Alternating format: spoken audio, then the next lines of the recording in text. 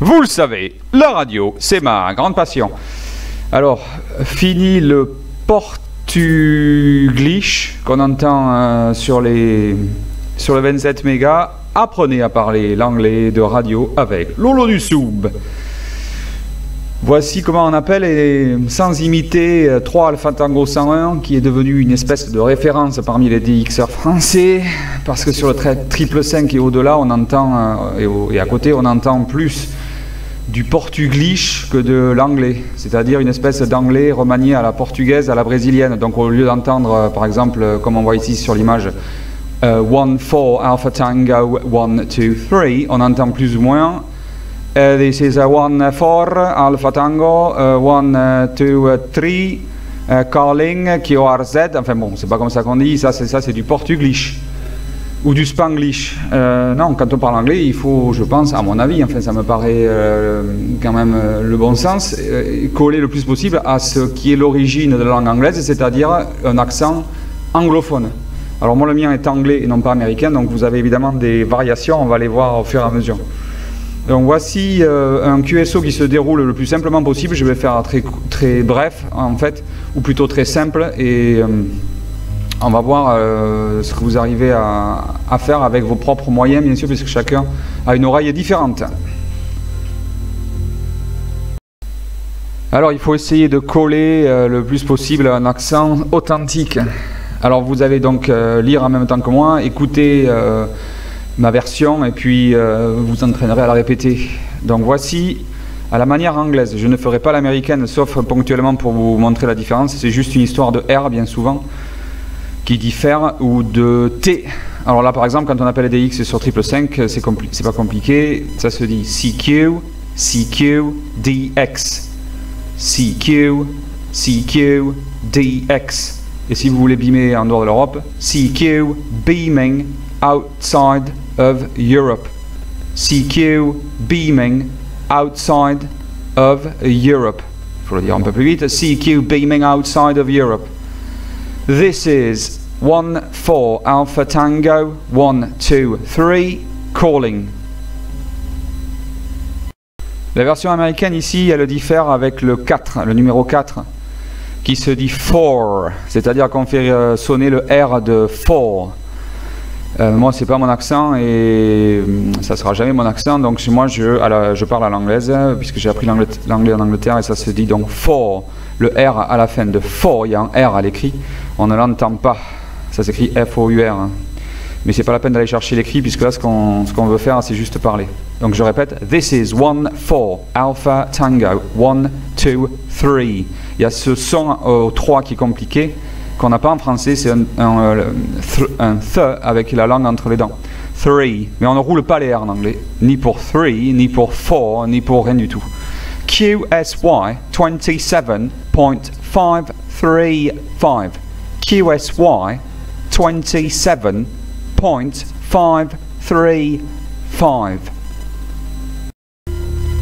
Hello, ça c'est une fois que le contact a été établi. Hi, hello, hi, avec en soufflant le H. Hello, very good morning, le matin. Very good afternoon, very good evening. Very good morning, very good afternoon, very good evening. Morning, afternoon, evening. Matin, après-midi ou soir. Alors après les présentations. My name's Jean. Pour my name is, c'est pour de l'écrit. Pour l'oral, on va le contracter, le is, donc on va dire my name's. C'est comme si c'était accroché avec une apostrophe. My name's Jean. Là, il vous faut l'épeler, bien sûr. Juliet, Echo, Alpha, November.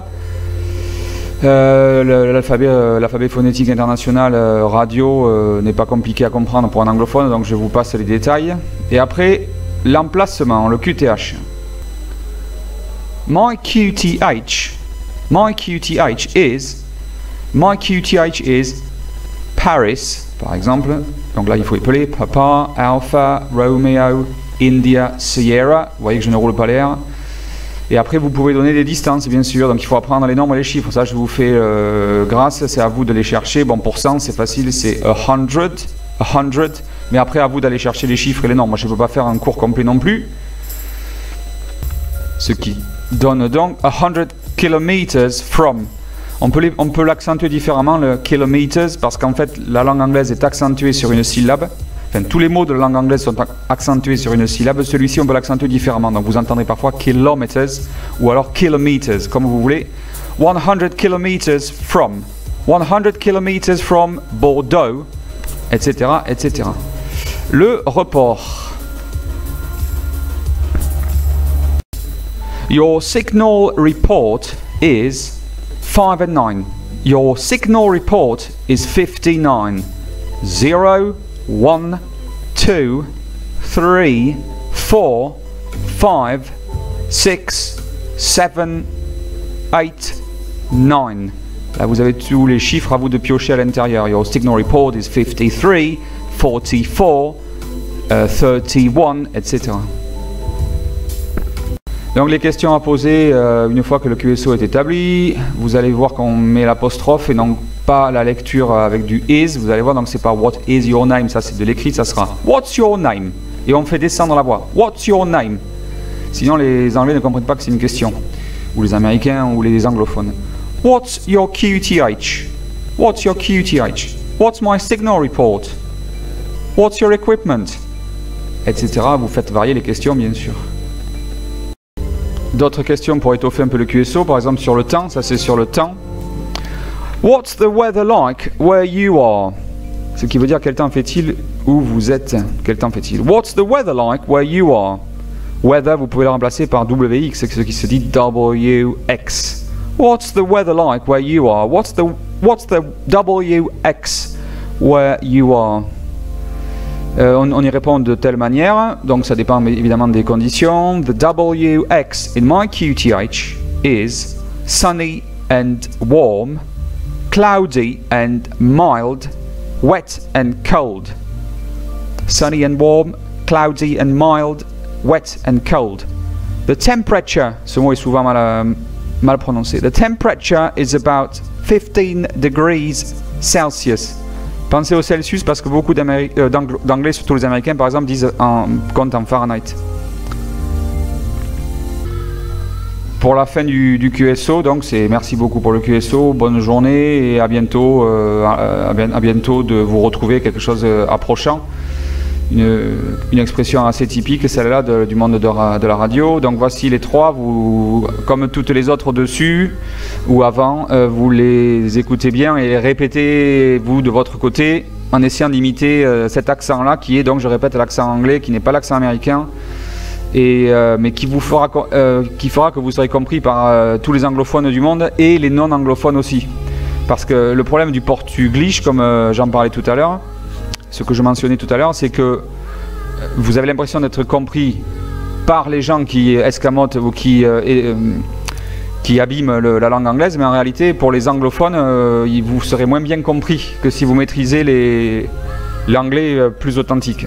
Donc voici la fin du QSO. Many thanks for the QSO. Many thanks for the QSO.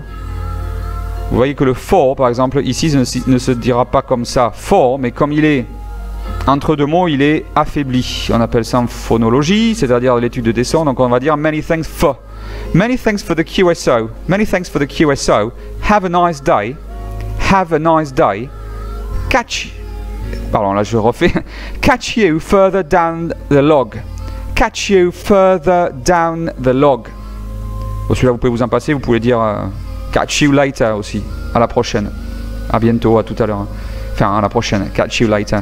Et bien sûr, vous terminez par les 73. 73s ou 7-3s. On peut mettre le S ou l'enlever. 7-3. On peut dire 73 ou 7-3. Encore une fois, je n'ai pas roulé le R. Donc faites bien attention à ces R qui n'existent, dont le son n'est pas similaire en anglais au R français. On ne dit pas par exemple pour le mot qui est au-dessus, on ne dit pas further, on ne dit pas le R. Ce son n'existe pas en anglais. On ne dit pas non plus, on ne roule pas les R. Il n'y a qu'en Écosse où ils les roulent, mais pas à la manière des Brésiliens. Les Écossais les roulent à leur manière. C'est quand même très léger et c'est différent. Oui, parce qu'il y a différents types d'anglais, bien sûr, selon l'endroit où on l'a appris. Donc le son du R en anglais, je répète, il est ou muet la plupart du temps, further, further ou for. Ou bien chez les Américains il est sonore, donc ça devient for ou further. Mais comptez pas sur moi pour imiter l'américain, c'est vraiment pas ma tasse de thé. Allez, 73 à tous. Have a nice day. Many thanks for the QSO and catch you further down the log. 7 threes. Bye bye.